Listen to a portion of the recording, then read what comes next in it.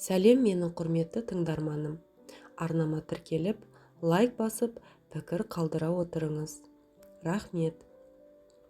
Бәріне сендер үшін бардым. Басқа жол қалмады, не істеймін? Өлтіресің де өзің біл, деп әйелім аяғымды құшақлады. Оны құшақтап отырып, өзімнің де өкіріп жібергенімді білмей қалдым. Менен бұрын балаларыма нәпақа табам деп осындай жолға барған әйелімді кешіргім де келеді. Бірақ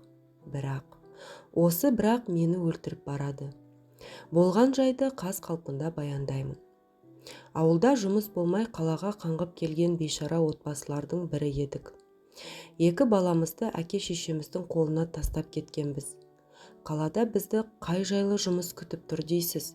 Мен бір мекемеге күзетші болып, әйелім бір байдың баласын күтуші болып жұмысқа тұрдық.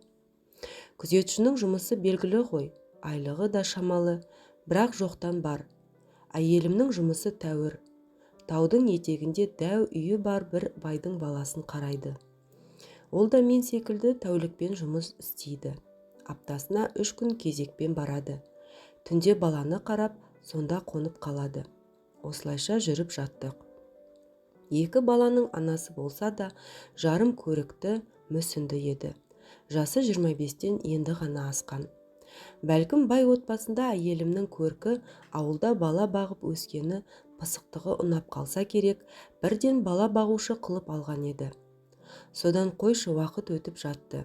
Мен үйде болған кезде ол жұмыста, ол үйде болған кезде мен жұмыстамын дегендей, бір-бірімізді кейде апталап көрмей қалатын кездер болды. Тек әйтеуір күніне бірер рет ұялы телефонмен сөйлесіп қоямыз болды. Алғашында пәтер жалдауға ақшамыз болмаған соң, осы қалада тұратын сыныптасымыздың үйінде тұра тұрайық деп шештік. Олар да қарсы болмады. Қазақтың қонақжайлылығы ғой, жұмыстан келгенде тамағын даярлап қояды. Рахмет онысына.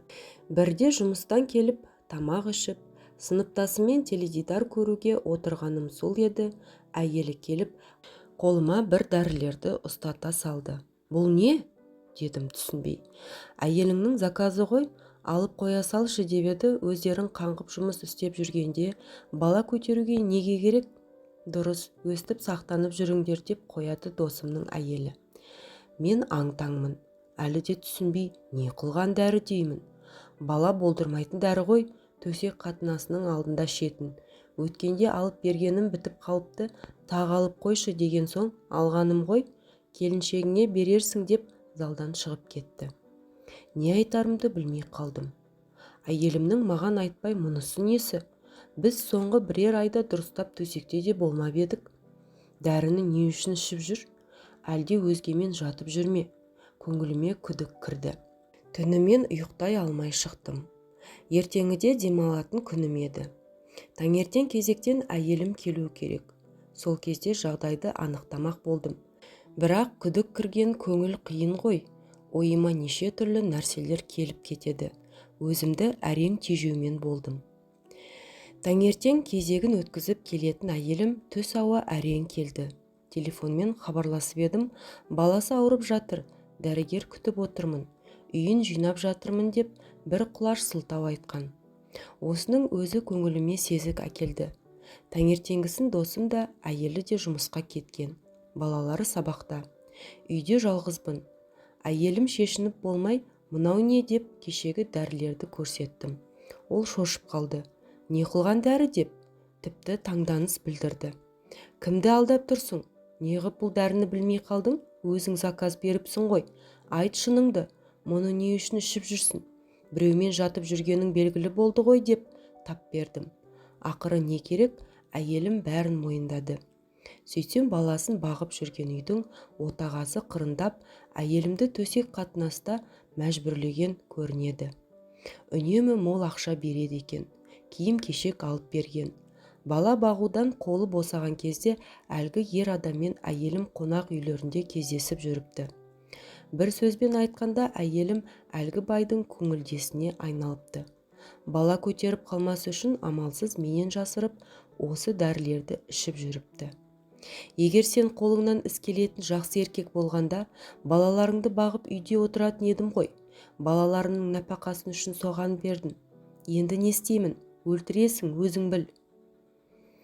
Жерде екі бүктеліп жылап жатқан әйелімді, не жұбатарымды, не тепкілеп ұрарымды білмедім. Өкіріп жылап диванға отыра кеттім. Әттең, қолдың қысқалығы. Тұрмысымыз дұрыс болғанда мұндай жағдайға тап болар едік. Қайтейік, байқұстың тастаған таяғы сорлыға тиіпті деген осы. Ертеңінде мен де ол да жұмыстан шығып ауылға қайттық. Болған жағдайды досыма айтқан жоқпын. Өз-өзімді масқаралап қайтемін. Бірақ ақша тауып, балаларымызды асыраймыз деп келгенде, әйелімнің осындай күнәға барғанын кешіремін бе, білмеймін.